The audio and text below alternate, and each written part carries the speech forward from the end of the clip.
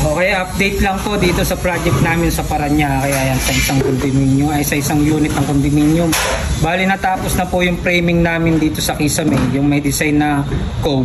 Yan, papakita ko po sa inyo at kung ano yung uunahin namin lalagyan ng board. Ang gagamitin po namin board dito ay yung itong Gibson board. Nasa inyo po yan kung anong prepare nyo gamitin na cement board o kagaya nitong Gibson board. Yan, papakita ko po sa inyo. Ayan, siyempre ito yung kasama ko. Yan si Brian, tapos si Otto nandun, nag-electrical. Ngayon, ito papakita ko po sa inyo. Tapos na po yung framing namin na yan. Yan. Papakita ko lang po sa inyo kung ano yung unang tatakpan dyan o lalagyan ng Gibson board. Ang unang lalagyan po dyan, itong high ceiling, no? Itong nasa taas ng ito yung unang lalagyan. Ang susunod po dyan ay itong siding ng cove. Ayan, yung siding, tapos ang susunod naman yung harap. Ang pinakahuli po dyan ay yung ilalim. Ayan, yung ilalim po yung huling lalagyan dyan. Ayan. Tsaka kung napapansin nyo po, itong plywood na yan, naglalagay po talaga kami dyan, abang na po yan para sa mga ilalagay na ilaw. Kung minsan kasi may mabigat na ilaw na ilalagay, o kaya may mga design na ceiling pan na may ilaw na rin po ngayon. Yun, nilalagyan po talaga namin ng pampatibay dyan. Kasi kung ituturnilyo lang po natin sa Gibson board ay bibigay po siya kasi malambot lang po yung Gibson board. Ayan, kagaya nito malambot lang po yan. And kaya naglalagay na po kami ng pampatibay dyan o kaya pampatigas pagkakapitan po ng tornilyo. Ayan, kapag nagkikisami po talaga kami ay nag-aabang na po talaga kami niyan. Ayan.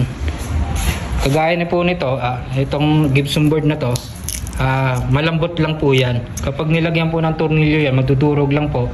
Lalo na kung mabigat po yung ilalagay nyo, yan, masisira lang po agad. Ayan, bali magsisimula na po kami takpan yan. Ayan, o. Ito yung kasama ko, itong dalawa, si Brian, tsaka si Utol. Hoy! Ayan, o. Papakita na po namin yung tatlo lang po kami gagawa dito. Ayan.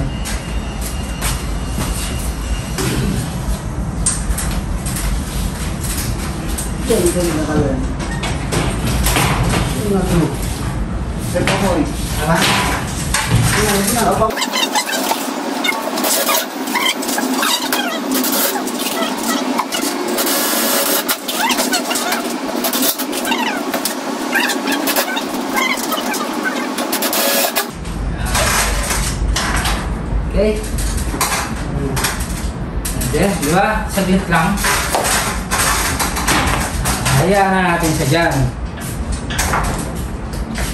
Ayan, o. Nakikita nyo po, no? Ang ganda ng pagkatornilyo, eh, no? Ano ba yung gamit namin? Patingin nga ng Roy. Patingin nga. Bali ito, itong screw bit na to, may nabibili po sa online. Ayan, o. Ayan, kung nakikita niya po, may stopper na siyang kasama. Ayan. Kaya maganda po yung pagkakalapat niya. Minsan kasi kapag yung kagaya ng walang stopper, nangyayari dire-diretso, kagaya po malambot tong Gibson board. Ayan, dire-diretso po yung pagkabao ng tornilyo. Okay, bali natapos na po yung isang board na ilagay namin diyan. Ito po yung isa sa pinaka-importante sa dugtungan. Kaya dito sa 4 feet to 8 feet nyo, no? Kagaya po niyan dito sa pagitan, para malagyan po natin ang dugtungan yan, saglit na lang po yan. Ayan. Bali, naglagay muna kami ng isang metal paring dyan. Tapos, guguhitan na po yan. Ayan. Para magatlaan. Ayan. Para gagatlaan po yung mamaya yung metal paring. Guguhitan lang muna po yan. Ayan. Para po yan sa dugtungan. Ganyan lang po yung discarding gagawin nyo. Ayan, napakadali lang po nyo. Ayan, bali may mga guhit na po yan. Ayan. Ito, may guhit na po yan kung nakikita nyo. Sa kabila wala. Ang gagawin lang po dyan, i-squala na lang. I-squala na lang po yan para makuha rin yung sa kabila. Tapos, gugupitin nyo po, kabilaan. Ayan, tatabasin po yan. Ayan, makikita po natin yung tsura nyan. Sige, tabasin mo na. kita nyo po yung mga ginatla na yan. Sakto po yan. Tapos yung kalahati nito, ipapasok lang po yan dun sa kalahati. Ayan. Kawawa naman. Akit lang ako, no? Ayan. Sakto lang po natin sa kalahati ng metal paring para sa dugtungan niya. Ayan. Ayan. Okay, okay na yan. Saka natin tutornilyo dito. Ayan, kasama na po siyang matutornilyo. Kaya di nyo na po kailangan i-revits yan. Ayan. Moy, diretso mo na tornilyo pa ganun.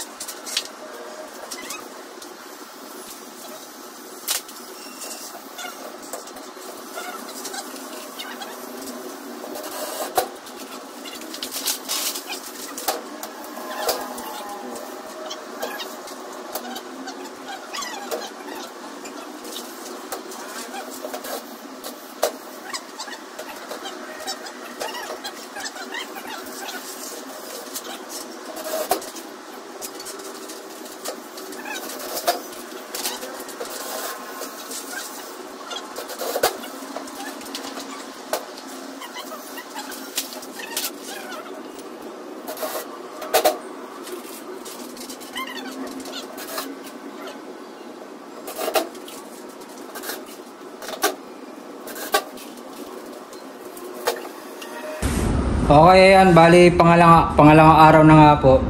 Hindi natapos kahapon. Ngayon papakita ko po sa inyo yung pag-sidings naman. Natapos na po namin yung high ceiling na takpan. Papakita ko naman po sa inyo kung paano takpan yung sidings, kasi may mga kailangan gawin doon, isa alang-alang. Ayan, papakita ko po sa inyo. Dito po natin unahin. Ayan, bali nasukatan ko na siya para mas mabilis na ma-video natin. Ayan. Ang gagawin po natin dyan, andyan yung sidings. Ayan, no? Ito yun. Ang sukat na gagawin natin, kailangan dito tayo kukuha sa baba. Ayan, no? 22 cm. Ayan, no? Dyan po tayo kukuha. Di po tayo kukuha dito. Yung tutumbok lang natin dito. Kasi kapag nilagay na po natin dito sa baba, magkakaroon po siya ng awang. Kaya kailangan sagad natin dulo-dulo. Ayan, bali nagatlaan ko na rin po yan. Sukatin po natin. Ayan, 22 cm po yan. Tapos may mga gatlaan na rin. Ayan, install na po natin.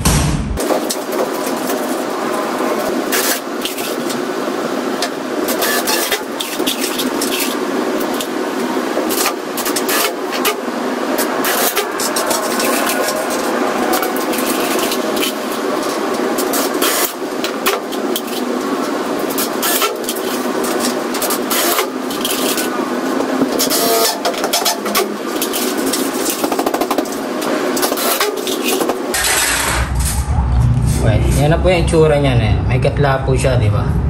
Tapos kapag nilagyan na po natin dito sa ilalim, ayan. Ayan. Bali naka-close po siya dyan. Ayan. Ayan. Ganyan po magiging itsura niyan. Okay, bali ayan. Natapos na po yung siding dun sa loob ng cove, no? Susunod naman natin yung harap ng cove. Ayan. Papakita ko rin po sa inyo.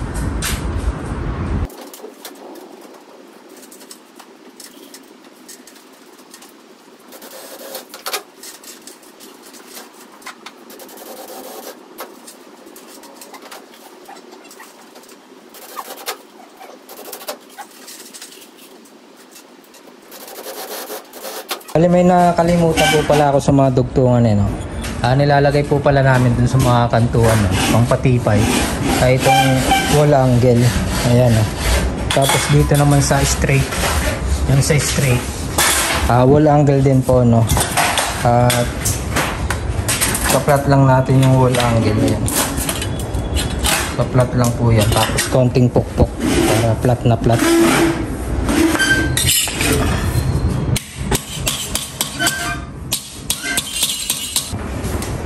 Okay, ganyan lang po.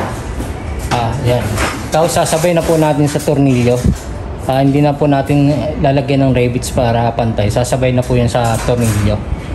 Ayan.